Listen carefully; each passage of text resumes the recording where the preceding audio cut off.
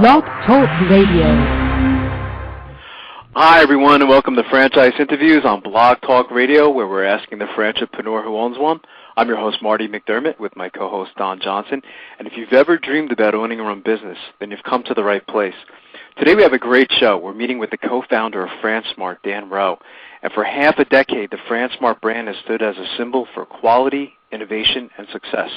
Franchisors as well as franchisees continually turn to Fransmart to aid with their franchising decisions and investments.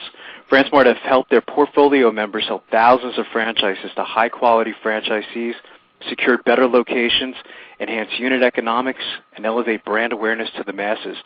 Some of their opportunities for Fransmart, they work with Chicken Dijon franchise opportunity, City Walk franchise opportunity, Elevation Burger, Firkin Group of Pubs, Marvelous Market, Mr. Greek, Prime Pubs, Rock and Baja Lobster, Sandella's, Vapiano, and Z Pizza.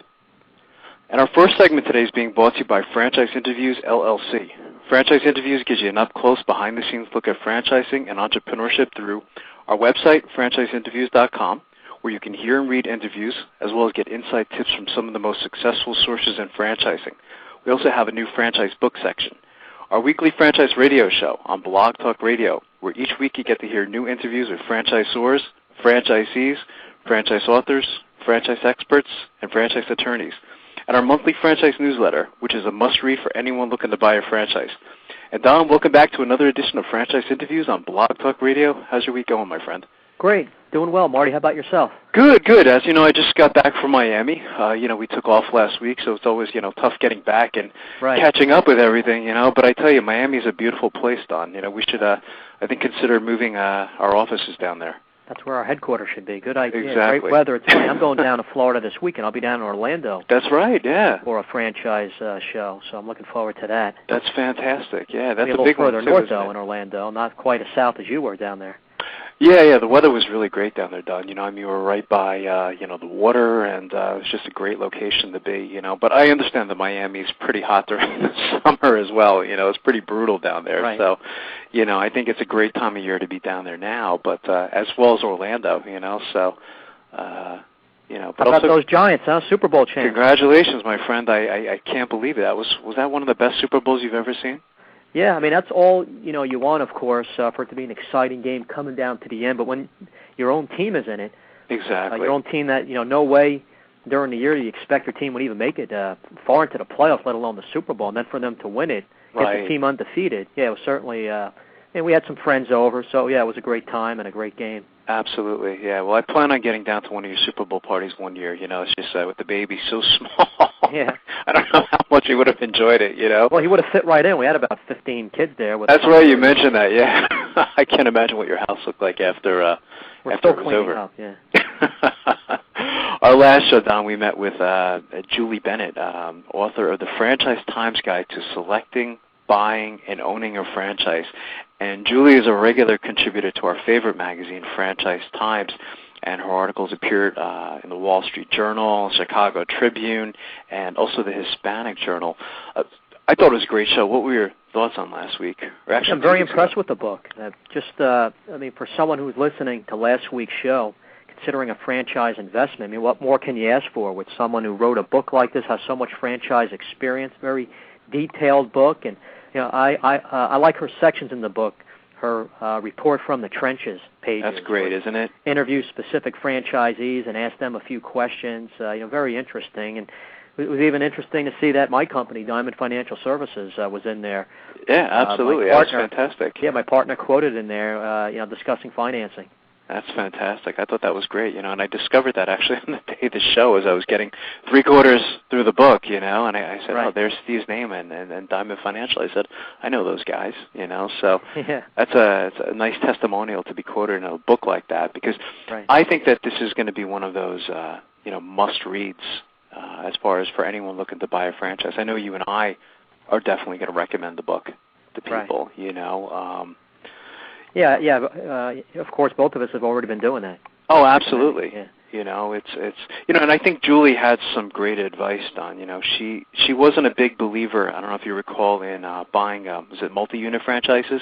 Right. We've had different theories and opinions on the show. And that's the great thing about our show is, we get different points of view from different people, And I thought what she said made a lot of sense. She says, you know what, before you end up buying 3 or 4 units of a particular franchise, why don't you, buy one, see if you like it first, and then from there, if you say this is what I want to do, this thing is making money, I enjoy working the business, then consider buying some more. So I thought that was a pretty interesting point.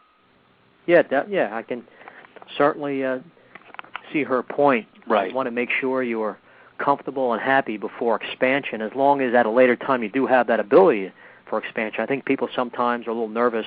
I agree. Other territory might be bought up, and their expansion would be limited if they don't sign up early for it. So it all depends on yourself and that franchise. It does. Absolutely. My favorite quote from the show a couple of weeks, Don, was when Julie, she referred to, I don't know if you remember this, Becky Corjon of Express Personnel. I just thought that this was the greatest quote on franchising. It says, and this is from Becky, by the way, it says, if the procedures manual said to write all reports with my left hand in red ink on Monday through Wednesday, and with my right hand in black ink on Thursday and Friday, I do it. And I just thought that was such a great quote on what franchising actually is. Becky is someone who truly understands franchising. She follows the system. She is someone who trusts the system. Right. She knows not to reinvent the wheel, and if you do these things, if you just follow the system, you'll be successful, and that's why, a lot of times you and I say that, franchising really isn't for everyone, because some people are just so entrepreneurial in nature that they just want to reinvent the wheel, Right. So, good point about just do what they say. I would kind of personally draw the line myself if I had to use red pen left-handed. Exactly. I think I would too, that's somebody who, again, truly trusts the system, and so I think that's a quote. There's a lot of quotes in the book that, I want to, reference in future shows. Right. She also mentioned the whole due diligence process. She recommended calling, I think it was 60 franchisees before you go making a decision. Right. On a particular, it goes to show you, how much work is actually involved in this whole due diligence. You almost have to take on a job in order to, choose what your job or franchise is going to be. But it'll all be worth it in the long run. The more you do early on, the better off you'll be. It's so true, absolutely. But again, the book is called The Franchise Times Guide to Selecting, Buying, and Owning a Franchise. And you can actually go to franchiseinterviews.com, and we have a franchise book section where you can actually just click a picture of the book and just order it right there online. So great job, Julie. We're going to have to, I think, have her back on a future show. She's going to be at I don't know if she's going to be down in Orlando, Don. You might run into her down there. She said she was possibly. I think she said she might be at the franchise show coming a few months in April at the IFE. In Washington, right? Yeah. So I said, what, I'm going to take my book and have her autograph a copy for me, because I said she forgot to autograph it, so. But just great guest overall. I thought she did an excellent job. So what do we have going on today, Don? Today we're going to be meeting with co-founder of Fransmart. His name is Dan Rowe. Great. So we're very excited about today's show. For half a decade, the Fransmart brand has stood as a symbol for quality, innovation, and success. Franchisors as well as franchisees continually turn to Fransmart to aid with their franchising decisions and investments. They got a lot of great concepts and franchises, so we'll be talking to Dan about all those. There's some interesting concepts, yeah. I'm looking forward to hearing from Dan about, some of these different concepts that they have, so that's terrific. Then in a few weeks, I guess we have another show. We do, yeah. We have on February 21st, we're meeting with, and forgive me for pronouncing this wrong, Gary Ochi-Grosso, did I say that right? Of the Desert Moon Fresh Mexican Grill franchise opportunity. And Desert Moon is the East Coast original fresh Mexican grill franchise. Desert Moon is the fresh, healthful alternative to fast food since 1992, so they've been around for a while. Right. It says it's all about the food, fresh ingredients, big flavor, made to order, zero trans fat, high fiber, low fat, with gluten-free and key organic items. Those are becoming power words, like when you go to the supermarket, Don, it's right. Gluten-free and organic. And right. So their modified table service is set in a fun, fast, casual environment. that separates them from the competition, the most innovative approach and highest quality in fast casual today. So that's interesting. Sounds like an interesting concept. They're up in the Northeast, by the way. I know you have some in Jersey, there's some in New York, Connecticut, and we actually have one here in Exton, Pennsylvania, so. How far is that from you? I would say it's about 35, 40 minutes from where I'm located. It's in the same area code, actually. So, you got to try that one. Yeah, and that's always the fun thing is as we learn about a lot of these great franchise concepts, is when you get to try them out, and right. It's a lot of fun. Also, a big announcement, our friend Michael Gerber just finished his book. I don't know if you remember, last time we had Michael on the show, who is a legend, really, in entrepreneurship, and I would include franchising in the batch. Right. He was working on a book when we last spoke to him, and he had this adventure in the dreaming room. But he just finished the book, Don. It's called Awakening the Entrepreneur Within, How Ordinary People Create Extraordinary Companies Without Any Experience to Guide Them. Michael is coming on the show. He just finished the book, and I think the book is being distributed, I think it's early March, actually. So I'm hoping we can get a copy of the book. And, Michael contacted us, and, he's coming back on the show. So that's fantastic. Of course, remind him to autograph that. Yes, he's going to have to autograph this one. It's going to be worth a lot more money if I have him autograph it. So. Well, I'm real excited about that. Like you said, he's a legend, and first time we had him on was just incredible. So many people have listened to that show. So yeah, it was. We'll have more great things to say. Yeah, it's certainly. I guess to say it was certainly one of our biggest shows that we've done. Right. Since having the radio show, and it's great to have him back. This will be the third time I actually get to speak with Michael, and he's someone that I really admire. I hope. When I'm his age, that I still have the same energy and enthusiasm and vigor for life. I'm reading his book again right now, the E-Myth Revisited, which is one of the top books of all, top business books, top-rated books as well. Yeah, I'm glad you mentioned that, Don, because, I think the reason that the E-Myth was so successful, it's one of those timeless books, so it's a book that you can actually read, in 20 years or 30 years, Right. It's that type of book. So, that's why the book has sold over, it's over 2 million copies at this point, and I suspect that this one is going to be another big one for Michael, so he just keeps going on and on. So, kind of reminds me a little of George Native, it's got that energy for life, and that vigor for life, when we had George on the show. So, just saw on the internet they're going to be having some nice expansion plans. Speaking of George Native and his U Food Grill franchise, they're going to be really expanding in Chicago areas. Oh, really? We'll talk a little bit about that our next show. That's interesting. Yeah. Oh, that's something. I think they have about 5 restaurants planned. That's great. He's something else, so we'll have to have him back on the show as well, so it's just it's just been incredible, the guests that we've had on the show up to this point, including Dan today of Fransmart, it's a very big and successful company, so somebody I've always wanted to have on the show, here a year and a half later, we finally, get to speak to him, so that's exciting. Right. Yeah. I know there's some interesting news that you had going on. Yeah, first I want to talk a little bit about, we just talked about our guest recently, Julie Bennett, wrote the Franchise Times Guide to Selecting, Buying, and Owning a Franchise. She had this one section, Ask the Professor. Mm-hmm. That's a great section, isn't it? Yes, and it talks about how has franchising changed since you first became involved. Right. And I think this is pretty interesting. She says here, there seems to be more thought put into training franchisees and executives in franchise systems today. The IFA's Institute for Certified Executives awards certified franchise executives credits to people who complete approved courses from a variety of course providers, including the International Institute for Franchise Education. There are also programs offered through the Diversity Institute, the Women's Franchise Committee, Women's Franchise Networks, IFA's Franchise Business Network, and Franchise Times Franchise Finance and Development Conference, and Restaurant Finance and Development Conference. Right. So I thought that was pretty interesting. There's a lot more training, just a lot more.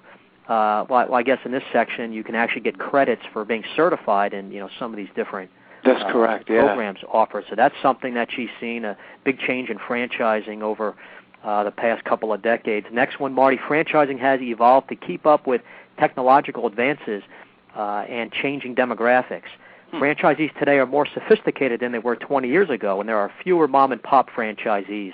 A franchising trend that will continue into the foreseeable future is the growth of multi-unit and multi-brand ownership.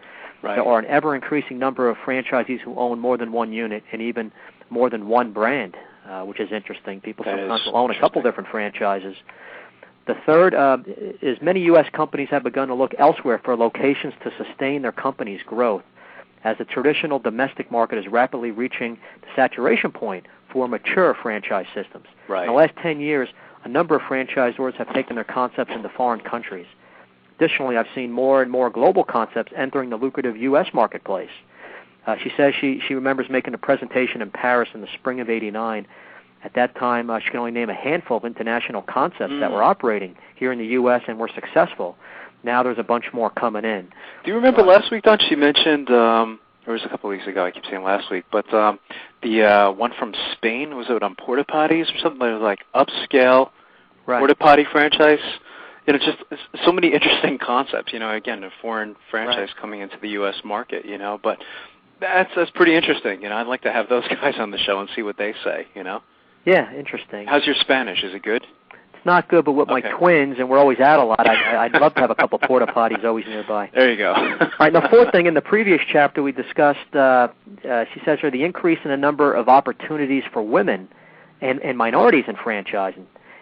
Even though women and minorities make up only a small percentage of franchisees today, the number has been increasing steadily since she's been involved in franchising. Many people believe that the underserved minority population presents the future of franchising. I agree. So it's interesting about a few changes that have taken place in franchising, the biggest changes she feels. Moving on, Marty, I guess our friends at the Franchise and Business Opportunities Expo, they're also known as National Event Management. They have a couple franchise shows coming up in Phoenix, February 16th and 17th. Oh, good. And then Denver's having a show soon after that, March 1st and 2nd. Great. Anybody who wants to find out information can go to usfranchiseexpos.com, just usfranchiseexpos.com. Their toll-free number is 800-891-4859. Good. Also something here, Marty, by Leon Stafford, the Atlanta Journal-Constitution. Headline, The Great American Cookie Company has been sold. Oh, really? I think this is interesting because of the company who bought them. It says here, the owner of clothier Bill Blass, ice cream chain Marble Slab Creamery, and shoemaker The Athlete's Foot has bought Atlanta-based Great American Cookie Company. Nexen Brands, which is headquartered in New York but operates out of Atlanta, bought Great American Cookie from Mrs. Fields' Famous Brands for over $93 million, Nexen said Tuesday. Robert DeLauren, president and chief executive of Nexen, said Great American Cookie is a strong brand with an opportunity to grow. It was really underdeveloped. In our view, he said, I believe it was treated as a stepchild. Really? It's interesting. Interesting, yeah. The company was founded in '77 by local entrepreneur Michael Coles. He founded Great American Cookie, who later made an unsuccessful bid for one of the Georgia's U.S. Senate seats. Coles most recently was chairman and chief executive of Caribou Coffee before stepping down last November. Right. And Great American had sales of over $26 million, operating income $13 million. They have about 300 locations, mostly throughout the U.S. So this company, Nexen Brands, is really growing with what they own now. They also own Maggie Moo's. They just bought a couple pretzel chains, Pretzel Time and Pretzel Maker. Wow. And, hopefully we'll have them on the show. Oh, absolutely, yeah. I definitely plan on getting them on the show, Don, in the next month or so. Absolutely. I mean, they're becoming a force in the industry. I think they've bought all these brands up all within the last year. I think they recently, didn't they have an article on them? Was it in Franchise Times Magazine? I recall reading something about them recently. Yeah. Yeah, I think he was on the cover. Yeah, that's right, yeah. Also, Marty, here's something here from U.S. News and World Report. What you must know about franchising. Are you ready for franchise ownership? Our expert gives you an inside look dated January 22nd. It says, maybe you thought it would be fun to own a business where you're building a household name empire, running a restaurant, or dealing with the latest developments in technology. But what is it really like to buy a big-name franchise, a restaurant franchise, or a tech franchise? We asked franchise consultant Jeff Elgin, who we've quoted before in different things that he's written, to reveal exactly what you need to know about buying a big-name franchise. It says, Marty, most people equate franchising with big-time mega systems. Right. The large fast food franchise like McDonald's or Subway, hotel operators like Hilton, or other business format franchises like 7-Eleven or ServiceMaster. These systems are big, really big, and they have advantages and disadvantages as franchise opportunities. When you buy a franchise, you hope to receive at least two things. A valuable brand and a proven operating system is one. The primary advantage of big franchise companies is that both of these are basically set in place. You can reach customer awareness and attitudes about the brand simply by asking around, and you can determine the franchise's track record pretty easily by visiting its numerous franchisees who have been operating for a long time. The second advantage is that large franchise systems can offer you safety and dependability. The risk of starting in a big franchise system is usually lower, so lower risk with a big-time franchise because all the kinks in it, the system, have long since been worked out. Right. This doesn't mean you are guaranteed to succeed, but there's more certainty due to the wealth of information available about the current system and its operators. It says here, mega franchise systems can have disadvantages too. Many large systems have already built so many units that getting approved to open a new unit as a new franchisee can be difficult. These systems tend to favor successful current operators for new unit expansion opportunities because this approach is less risky than taking a chance on a new, unproven operator. Interesting. It says often you can enter a large system as a new franchisee by purchasing one or more existing units. This can actually be an advantage since it allows you to review the operational and financial performance of the unit or units before you decide to buy them. Buying an existing business with profitable operations can be a major advantage over building a new business from scratch since you avoid the losses associated with the initial startup process. As long as you make sure you're getting a good unit and not buying someone else's troubles, it can be a great opportunity.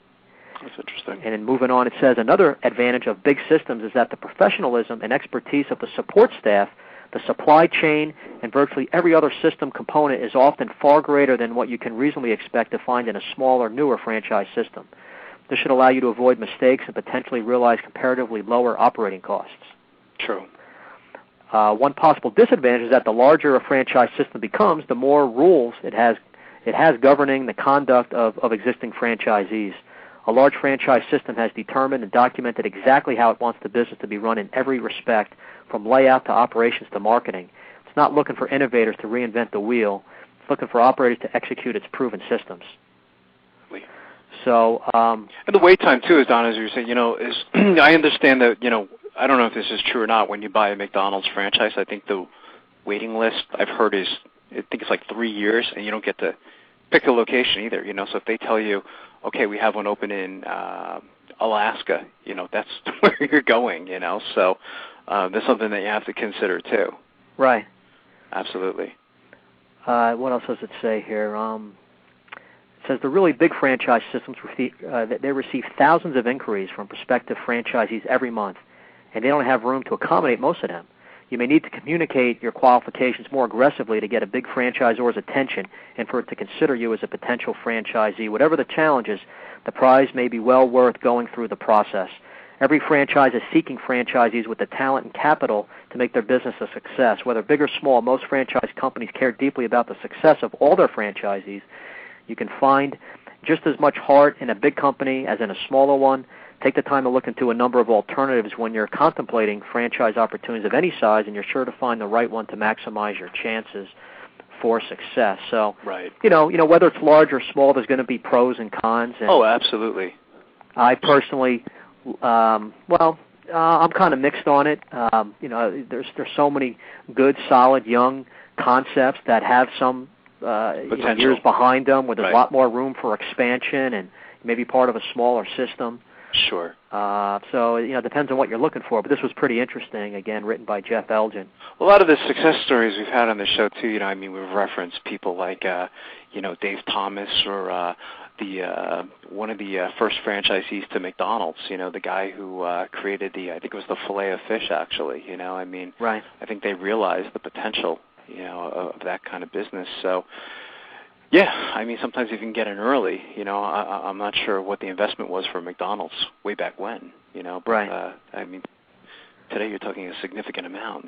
So that's always a big thing. One quote there is about reinventing the wheel. How many times have we read that or heard someone say that? It's so true. Since we've started the show. Absolutely. It's really one of the most important elements of franchising. So why don't we take a moment, Don, to hear from some great services in franchising, starting with Franchise Interviews, which gives an up-close, behind-the-scenes look at franchising and entrepreneurship through our website, franchiseinterviews.com, where you can hear and read interviews, as well as get inside tips from some of the most successful sources in franchising. Our weekly franchise radio show on Blog Talk Radio, where each week you get to hear new interviews with franchisors, franchisees, franchise authors, franchise experts, and franchise attorneys, and our monthly franchise newsletter, which is a must-read for anyone looking to buy a franchise. And as I mentioned earlier, also check out our new franchise book section on franchiseinterviews.com as well. So great source for franchising. Whether you're looking to start a franchise, acquire an existing franchise, or expand your territory through opening new locations, FranchiseFunding.net, America's leading franchise financing source, stands by your side start to finish. From pre-qualification to packaging and presenting your loan application to securing a financial commitment, and through the closing process, FranchiseFunding.net is there. While you're waiting, thousands of others are making their financial dreams come true. Don't wait any longer. Pre-qualify now by completing a completely confidential, no-obligation financial analysis. Once you're on FranchiseFunding.net, you can simply hit the Get Pre-Qualified tab and learn your loan potential. There's no cost for it. Realize the dream of financial independence with the premier franchise resource. So that's franchisefunding.net. The number is 877-508-2274 for those people listening who, of course, just want to get an idea of what size loan they might be able to get for any franchise investment they're looking for. It's right, a really absolutely. nice website. It's a great service, important service as well. Well, today, Don, we have a great show. As I was mentioning earlier, we're meeting with the co-founder of Fransmart, Dan Rowe. And for half a decade, the Fransmart brand has stood as a symbol for quality, innovation, and success. Franchisors, as well as franchisees, continually turn to Fransmart to aid with their franchising decisions and investments. They've developed their portfolio members. Their portfolio members sell thousands of franchises to high-quality franchisees, secured better locations, which is so important, enhance unit economics, and elevate brand awareness to the masses. Hey, Dan, good morning. Welcome to the show. Hey, good morning, guys. Dan, joining us is my co-host, Don Johnson, and I know you wanted to say hi to Dan, Don. Yeah, hi, Dan. We've spoken before. We appreciate you coming on the show. It must be very exciting, all these different food concepts you have. I mean, how do you find time to work all these? Oh, we manage. It's exciting, that's for sure. Yeah, we've been following you for a while, Dan, and you can see the growth of Fransmart. It's fantastic. We've wanted to have you guys on the show for a while now, so it's great you're here today. Well, thank you. Dan, we always like to start off by asking our guests where you're calling from today. Alexander, Virginia, just outside of Washington, D.C. That's a nice location, and that's where your headquarters, I guess, is located too? Yep. That's great. And Dan, what were you doing before starting Fransmart? I did a little research on you, and I found out that it sounds like you were in the computer software business. Out of college, I spent a little bit of time in the software business, but before I started Fransmart, Fransmart's really a portfolio of emerging brands. Mm-hmm. Before Fransmart, we were just growing one brand at a time, and for example, we grew a company called Qdoba, Mexican grill out of Denver. We grew it from one store to about 100 stores in a couple of years before Jack in the Box bought it. Right. Yeah, so we did that, and then we formed Fransmart. That's interesting. And that was when it was located. I was reading about you, Dan. It was across from, was it Chipotle or something like that? The location? I was actually a franchisee of a concept of a bagel bakery that was across the street from the original Chipotle. Oh, that's right. Okay, there you go. That's interesting. So that's what got your start in franchising, Dan, kind of. Yeah, I started off that bagel franchise. Yeah, I started off as a franchisee, and then sort of learned the business, and then really helped Qdoba grow. And we invested in a company called Z Pizza at the same time. It just had 4 stores. They're up close to 100 now, and that's great. Yeah. I knew of Z Pizza as far back as at least 3-4 years ago. I think I might have financed one of the first locations, and then then didn't hear from them. I was wondering what the heck happened to them. And here they are. Yeah, 100 units coast to coast. We've had 4 years in a row of double-digit same-store sales growth. So we're just focusing in on fundamentals. But we have 100 open and another 300 or 400 of them in development. We're expanding now into Mexico and Middle East and all across the country. It's great. So first starting Fransmart, I guess you looked at. Was your long-term goal to have a bunch of brands in your portfolio, or was it let's handle one at a time? I mean, what was the early thought process once you started up Fransmart? No, back when we were growing Qdoba and Z Pizza, the thing that that you are faced with is a small company only has so many resources, and it only has so much money, and it only has so many hours in the day, and an emerging brand needs resources and needs bandwidth, and so we came up with the idea of, hey, let's grow a whole portfolio of emerging brands and share a higher level of resources across the whole portfolio. So, right. Our real estate, our ability to control project costs, our ability to control food and paper costs, a really high-quality marketing, not just sort of cheap coupon marketing, but really doing proper research-based marketing. Right. Across the board, just a much higher level of services across our brands. And that was really kind of the focus of Fransmart. Is we thought we could take an early-stage chain like a Z Pizza, if we give it the kind of resources that it would have when it was already 100 units. But if we gave it to it when it only had 10 units, we were going to make it a more competitive franchise, and we feel like we have.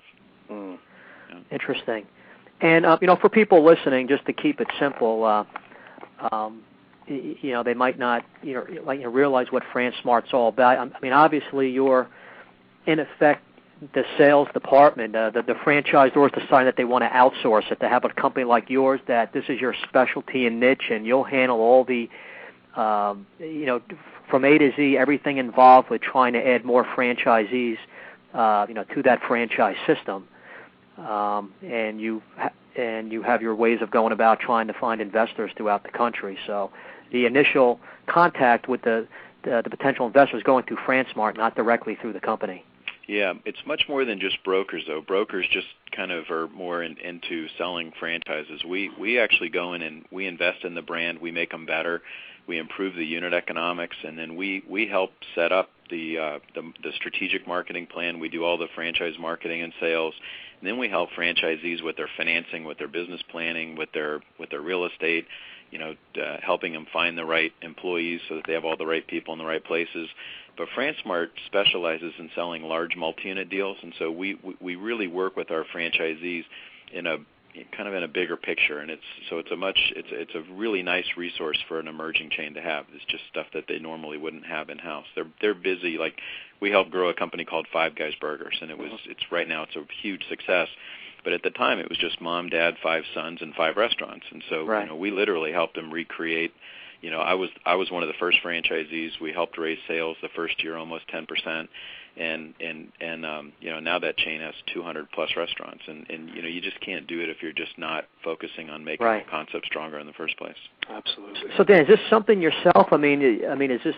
It sounds like the special talent you have to see that there's a certain company that has just strong franchise, potential. Maybe in this.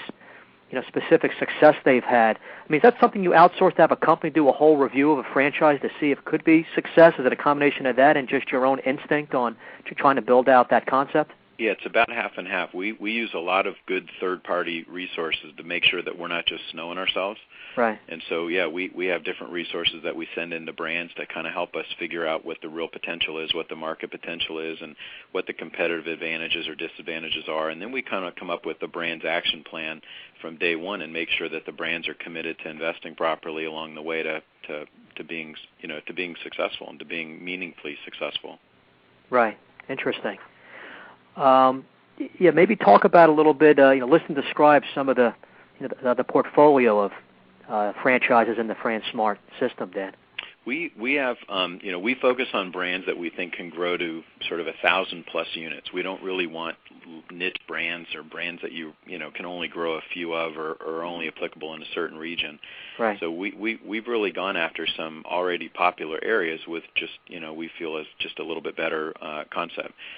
We have Z Pizza, we have Sandella's Flatbread, we have Firkin English pubs, we have Prime Irish pubs, Elevation Burger, which is an organic, natural, kind of the high-end burger.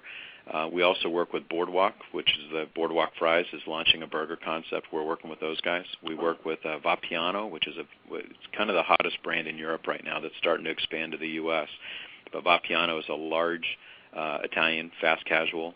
Work with Chicken Dijon, City Walk Chinese, Mr. Greek, and we actually just signed up yesterday a new company called Sonoma Chicken Coop. It's probably the highest volume fast casual restaurant that I've ever seen, but it averaged about $5 million out of sort of 5,000 to 8,000 feet.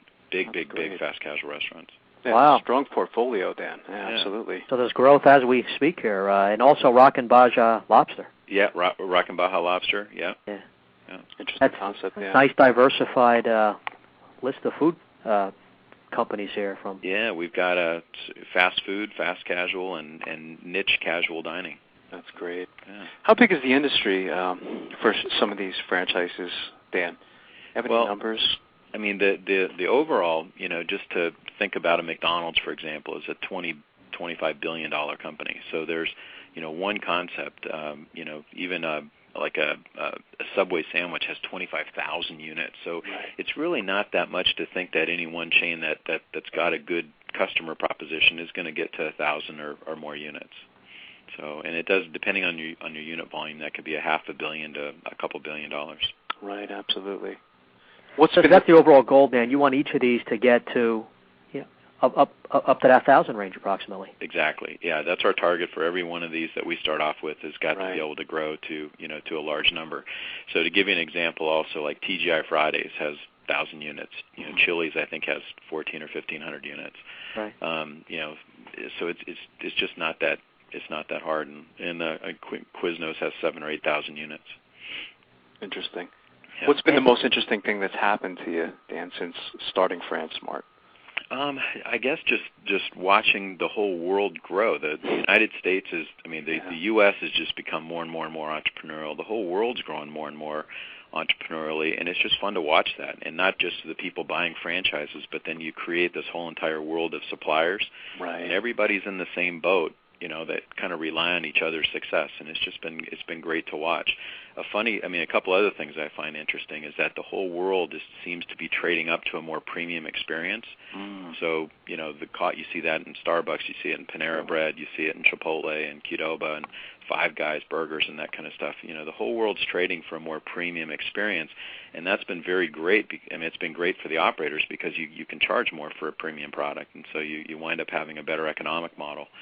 And then I guess the thing that is really exciting me right now is that the real estate, where it's been a landlord's market the last several years, as costs just keep going through the roof, it's been a landlord's market. The last sort of 6 to 8 months, and it's forecasted for the next couple of years, there's all this debt pressure is creating a lot of pressure on landlords, and it's becoming more of a tenant's market. So I think it's a great time to be expanding right now. We're seeing rents a lot softer. We're seeing a lot more incentives from landlords to get into property with tenant improvement allowance, and I think right now it's just been it's a great time to be in this space. Yeah, I've seen that as well, Dan. Being in financing, of course, a lot of times that's been the hardest part of the process. Is people finding that lease and executing it and finding that location. Sometimes the loan gets delayed for months, but I think you're right to add to that also on the financing end with the prime rate coming down. The rates are very favorable for franchise investment now too. Yeah, we insist all of our brands get pre-approved with the SBA, and we do everything that we can to help make sure that our brands are very financeable. And it sounds like I should be talking to you about that too. Yeah, well, I guess we are really. Yeah, I've been very impressed with several people who work for your company, and we've handled some loans for some of your franchisees and some of your concepts. So we look forward to further moving that along. What types of characteristics, Dan, do you look for in a franchisee? Well, for a franchisee, it's really about passion and commitment to that brand and that brand standards. So whether it's Z Pizza or a Elevation Burger or a pub or whatever, each brand has its own set of, franchising is really just a set of systems for how you ensure some predictability for running that brand. And you want franchisees that are kind of focused on that and not franchisees that are going to be renegades. We like franchisees that want to build multi-unit businesses, want to become wealthy by having a multi-unit restaurant company rather than just buying themselves a job. Right. And so that's sort of what we're looking for. Not really looking specifically for people with food experience. Absolutely not. It's not a requirement anymore. There's I guess, too many good vendors and too many yeah. good. There's such a good employment base out there. There's too many people that are going to have more experience, than's required. And in this type of business, Marty, we've interviewed a lot of people. This is certainly a type of business. You got to really be a people person and be out there and be meeting and greeting people and so forth. I guess you look for a franchisee to have a certain type of personality too, somewhat outgoing, which is sometimes tough to read at first, but I guess you have to really sense that someone is that type of person, because isn't that very key in the food business, Dan? For sure. We actually test franchisees. So we use a product called Predictive Index, and we test all franchisees for their personality to make sure that the franchisee has kind of got the right, they've got their head in the right place. Right. That's something. And I guess for those people who lack the food experience, that's where your training program comes in. And you maybe tell us about that. I'm sure you have a pretty big training regimen for your franchisees. We do. I mean, for us, training is like bathing. You've got to do it all the time, or you're going to start stinking. And that a business is going to cycle. It's a high turnover industry. So for us, we don't just train our franchisees coming into, like Firkin Pub, for example. We don't just train them how to pour beer and make a burger. We actually teach them how to teach other people how to do it and why it's important and what our standards are and how we measure. And so, you want to really make sure that franchisee over the next 10 years can create and foster a whole environment of being able to train people to those standards. So it's really, really, really important. So I guess it's really full training, just not with the concept, but business in general. What percentage of your franchisees are first-time business owners? And if they are, I guess that's a whole other part of training you have to deal with. Probably half. Probably half of our franchisees are new to being in the business, but we have manuals and systems and policies and procedures. Fransmart has a tool called Autopilot that really walks every franchisee from the day they sign up to a brand and to the day they're open. Everything's laid out in front of them, so we make it a lot easier. We assume that no one has any experience, so we make it really, really comprehensive and easy to go through the system, but of getting their business open. But the training part is, we teach all the micro-level stuff, like the physical tasks of running the business. But the real important part, too, is to train it long enough where they really get it and they really understand it to a point where they can teach other people how to do it and hold standards. And I guess the whole, the big highlight and climax is all building up to that grand opening. I guess that's really exciting for a lot of your franchisees. It's everything, yeah. It sounds like, Dan, too, is I guess most of these, the franchises that you work with, they have, I guess we say real estate experts working with them or for them, actually, because, I mean, in your business, it's just location is just so important. I recall in an article I think I was reading from you said great sites don't need as much marketing attention, which I totally agree with. Is that true that you have experts you work with, I guess? We do. I mean, we at Fransmart, our head of real estate used to be the head of real estate for In-N-Out Burger and Red Robin and Taco Bell. So we've got this great industry, expert who mentors all of our brands into really understanding the model for the right kind of location. And then we have a network around the country of brokers in every market that just know their market. They know what's going on, and and because we have restaurants in a lot of markets around the country, we also get kind of the operator's perspective. So there's a tremendous amount we do on the real estate front. That's great. It's so important. Yeah, absolutely. Dan, is Fransmart in every state in the country? I don't think we're in every state, but we're pretty close. We've got. I mean, we're opening 10 restaurants a month across the portfolio somewhere. So. And getting back to Marty's point, because it's so important. Of course, the restaurant business, that premium location. Sometimes will you not really overpay, but you pay that little extra to get that premium location? Is that just so key compared to maybe something that's still a good location but not that A-rated? How do you handle that situation? Yeah, I always pay for the better site. So there's an old saying that you really only pay for bad real estate. That the good real estate pays you. It's a great quote. Yeah, I think you always want to get the better site. Over the long haul, you're just going to make more. Your higher sales, higher profit over 10 years. If you ever go to sell your business, it's going to be based on that higher EBITDA number, and it's just so worth it. I mean, we actually have a line in our UFOC agreement for all of our franchisees as they're going through the process. We tell them that one of your startup costs is sort of an ancillary real estate cost. Mm-hmm. I'm not above bribing local brokers to get more of their attention to get into the right locations or to create, like if we have a small concept like Z Pizza, small concept just doesn't pay a broker that much commission. It's nothing for us to offer another $10,000 to someone who's going to get me in a site that makes an extra 40 or 50 grand a year profit. It's just the cheapest investment you can make. Absolutely. What's a typical day like, Dan, for your franchisees? Again, you're dealing with so many different concepts, but is there such a thing as a typical day? It depends on the franchisee and the brand and where they are in their process, but we work with multi-unit people that are trying to build multi-unit restaurant companies. Right. And so half of their day is spent on the micro-level details of running the business, and the other half is spent on the macro, which is finding new locations, getting capital, doing marketing, sort of the people plan. But it just really depends. That's great.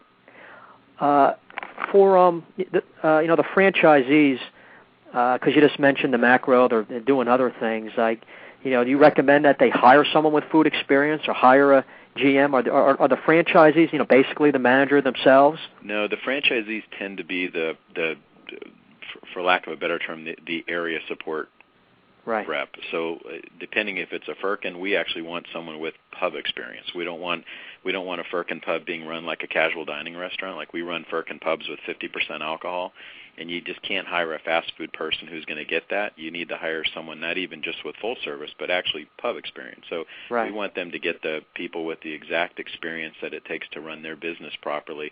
And that's really the franchisee's role, is to make sure that all the right people are in all the right places. And we have very good descriptions for every, whether it's Z Pizza or whether any of the brands have a very good idea of exactly what kind of person you need for each level. So that's sort of a macro level role for the franchisee, is to make sure that they've got all the right people in all the right places. And, that's what's so special about franchising, Dan. Someone always had the dream of opening a pub, and someone doesn't have any experience. But here, look, you have this great pub concept, Firkin Pubs, and, you put people through training, and there's ongoing support, and they can be owning a pub without really, of course they have to get their hands dirty, but they're going to have, employees to do that for them so they can be, growing and expanding and someday opening a few locations. It's just, it's just great to have a company like yours that can really, put someone in business like that. Yeah, and because because there's 40, I think almost 50 Firkin pubs now. I mean, there's plenty of education we can give a franchisee with no experience to make sure that even though he's got an experienced manager in running the day-to-day operations, there's so many tools and reports and kind of checks and balances to make sure that business is really running as efficiently as it can, and that nothing's being done that shouldn't be done. So we have a lot of support for franchisees to build multiple units, and that's one of the critical elements, is to make sure that we make it easy for them to run each unit. Right. What role has technology played in the restaurant industry, Dan? I recall reading a great article with you. There's this handheld device. I mean, there's a lot of interesting things happening in the restaurant industry with technology. What role does it play? Well, it touches everything. It teaches customers are more educated about options because of technology. They're more educated about where to go and kind of what the expectations are for their visit. Right. We have like Vapiano is a great concept that has a chip card. So when you're a customer, you walk into Vapiano and you get a chip card, and as you walk to the pizza station or the pasta station or the bar, you could go as fast as you want, or you could stay there for 3 or 4 hours.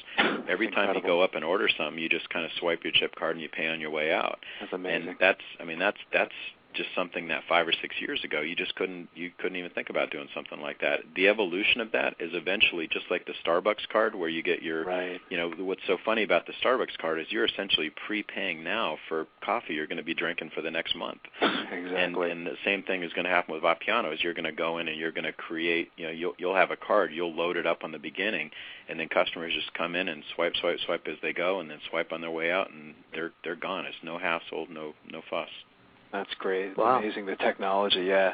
And technology makes it easier to measure everything. It's so important now to measure unit economics, like same-store sales. We use, we break apart product mix, we break apart day-part sales, labor for each of those shifts, and and then you want the technology so that pushes that technology down to unit-level employees to make it easier to manage. And it's just, again, 5-10 years ago you couldn't have it. Now there's just tremendous opportunities with technology.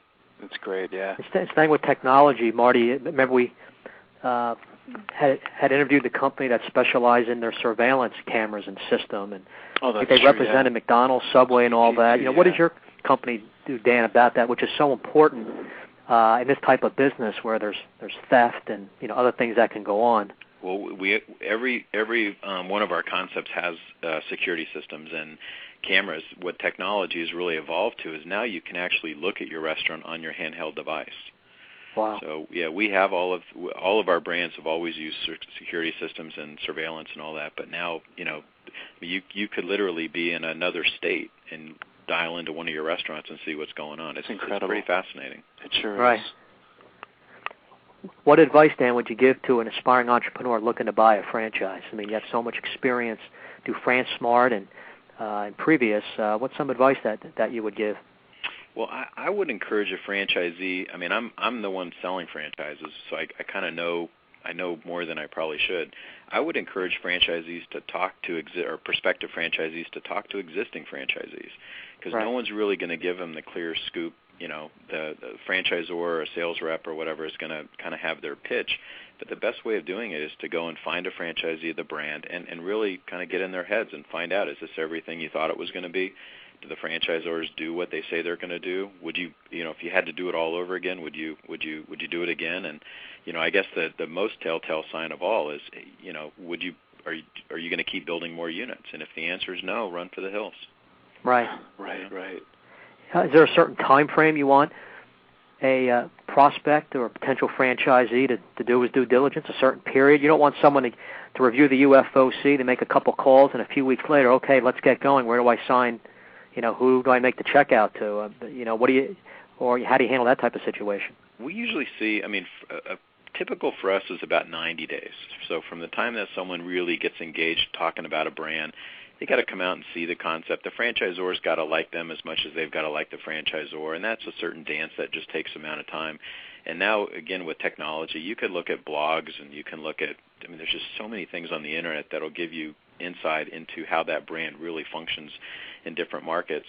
Talk to the franchisees, but yeah, sort of 90 days is a pretty typical time, and it should be more than enough time to do your homework.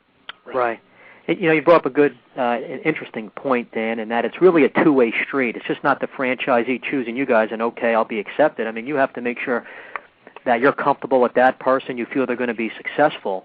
Our company, we exhibit at some of the franchise trade shows. I believe you guys are going to be down at the IFE in Washington, D.C. in April. Yeah. And we like to talk about the shows a little bit. I guess you're more impressed with a potential franchisee when they come up and they're familiar with some of your concepts and they kind of have their own game plan, know their credit, are real knowledgeable. Isn't that someone that you're really impressed with right away? Absolutely, yeah. And someone who knows Fransmart, the history, some of the products, they're asking questions. So I think you and I talked about that, Marty, a little bit. People going to the trade shows, come prepared to. Come prepared, absolutely. Yeah.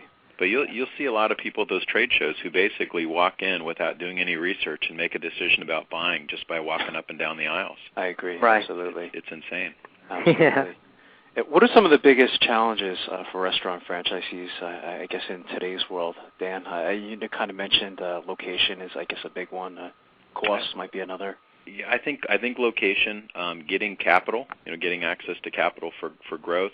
The important one is always hiring all the right people in the right positions. Sure. If you don't have the right people, you're never going to execute properly. So. Absolutely. And what are Fransmart's plans for the future, Dan? How big would you guys like to get? How many franchises would you like to have, in your portfolio? We're expanding our practice now. We have about 10 brands in our portfolio in the U.S., and we'll expand that to about 20. We don't want to be a Walmart of franchising. We just want to have a good portfolio, but we're also expanding into the Middle East and into Europe and into Asia. We're doing a lot down in Mexico now. We've already been in Canada for the last 5 years, and so for us, it's just about expanding our portfolio and our practice just all over the world. Right. So you have a pretty big job, Dan. You're kind of all over the place now, I guess. I love it. Don't plan on getting much sleep over the next decade. Exactly. Sounds like, Dan. Yeah, and I've got an 18-month-old, so I don't get much sleep anyway. Wow. Congratulations. Oh, that's fantastic. That's right between Marty's. I have twins, a couple years old, 3, and Marty just had a newborn son. I had a 4-month-old myself. Oh, so congratulations. Thanks. What's the best way for someone to get more information on Fransmart, Dan? Just go to the website, fransmart.com. Okay, easy enough. Yeah, all of our brands are on there. The histories, Google Fransmart, Google the brands in our portfolio, or just pick up the phone and give me a call. Happy to talk to anybody. It's a great website. It really is. It's a very informative website. There's a lot of great articles on there and things like that. So, and we've been watching you guys for a while, Dan, so we're very impressed with Fransmart. And we're going to have you back on the show in the future. Just continue to watch you guys grow. Thank you very much. Yeah, every 1,000 units, Dan, we'll have you back on. There you go. Well, that's every couple months now. So. That's something. That's fantastic. All right, thanks again, Dan. You have a great day, and we'll talk to you soon. Okay, Take care, Dan. Bye-bye. Great concept, huh, Don? Yeah, I mean, I'm very impressed with, like you often wonder, how do they pick, these different concepts? Right, absolutely. I didn't know that, how they look for, restaurants or franchises, that will hit that, 1,000 unit mark. As you said, they're not really looking for like niche-oriented kind of franchises, That's why I asked that question. It was a good question, yeah, absolutely. I guess they go on instinct, and they have studies that are done outside companies, and it's a nice goal to have each concept, each franchise up to 1,000 units, and they have all kinds of international growth plans and. It's amazing, yeah. Yeah. No, I mean, these guys are going to be really big, So, I'm looking forward to watching them, and I'm glad we finally had Dan on the show, because I think we've mentioned them, even we've referenced them. Right. Through the 60 shows that we've done at this point, I recall mentioning Dan's name on several occasions, whether it's articles or, whatever it may be. So I'm on their website right now with lunch around the corner. I wish I can just go to one of these concepts and just click one and have the meal right in front of me. There you go. Look at all this nice stuff they have. Well, it's the whole thing with technology, too, which is I'm glad we got to cover that with them. I mean, if your family, you go to, like, let's say a Houlihan's on the weekend. Typically in your area, I know like in Colts Neck, you get a pretty big crowd down there, and they'll give you one of those devices that'll let you know that your seat is now available. Right. I understand now that there's some devices that'll actually call you on your cell phone, letting you know that, your seat is now available. I mean, it's amazing how they're even using cell phone technology in the restaurant industry. So, and I'm always fascinated by the technology, it's a billion-dollar industry, I suspect, when we're talking about restaurants, and I was glad you mentioned DTT, the whole surveillance thing, I mean, there's a lot of cost involved in this whole thing, and I think with the restaurant industry, you really do have to stay on top of the technology as well, so I think that's fantastic. So it's a constant learning. Right. Yeah, I mean, I guess, getting back to technology, I guess you really have to stay on top of that, because you got to, to be competitive, stay in business, you got to make sure you're on top of every little thing. Absolutely. Every possible tool. Sure, absolutely. To help out your restaurant. I mean, it's just incredible how many number of food concepts there are throughout the country. So competitive, and a lot of these things, are certainly worth the investment. That's for sure. I mean, and I like how he said too that he's willing to pay more, or emphasize, to pay more for a top location. Right. It's just so important in this kind of business, and he was actually quoted in an article saying that you don't have to do as much marketing if you have a great location. It makes a lot of sense, doesn't it? I mean, you and I both know about marketing and advertising and things like that, and it can be very, very costly. But if you have a great location, you kind of get away from that, stuff that could be a pain in the neck, and it's a lot of work. To get new business, to send out coupons and do newspaper advertising and television and et cetera, so. Yeah, I'm definitely one that would rather pay a little more to have that top location. Absolutely. So I thought it was a great show, and I'm happy to have Fransmart as and Dan on. It was absolutely certainly a nice show. Absolutely. So again, Don, I know you're off to Florida this weekend, so you'll probably come back with a tan, and if you have a chance to get outdoors anyway, But again, we'll have our next show on the 21st, and Then we have Mr. Gerber coming out probably towards the end of the month, actually. So we have some exciting things going on as well. So definitely. Well, good job today, Don. And again, go to franchiseinterviews.com. And what else? We got gofranchise.com and franchisefunding.net and all these great websites. And again, I think this is probably about our 60th show on Franchise Interviews, Don. So congratulations on that. That's a Same to you. lot of recording time, And again, I believe we have one of the best sources of information on franchising out there. So. And definitely remind people to go back and listen to some past shows. Just so much information. Exactly. You could spend several days. It's almost 3 days up to this point. Just listening to interviews. With people like Dan and Michael Gerber and George Nadeff, and the list just goes on and on and on. All the great concepts and experts and authors and exactly. In every show, I think you and I have learned something. Same with this show. We've learned several things. And you and I have been doing this for quite some time now. So, which makes us probably one of the most knowledgeable people on the planet on franchising. So, I like that, on the planet. There you go. All right, Don. Well, you have a great trip, and I'll be talking to you in a couple weeks. Okay, excellent, Marty. Thanks, Don. Have a great day. Take care. Bye-bye.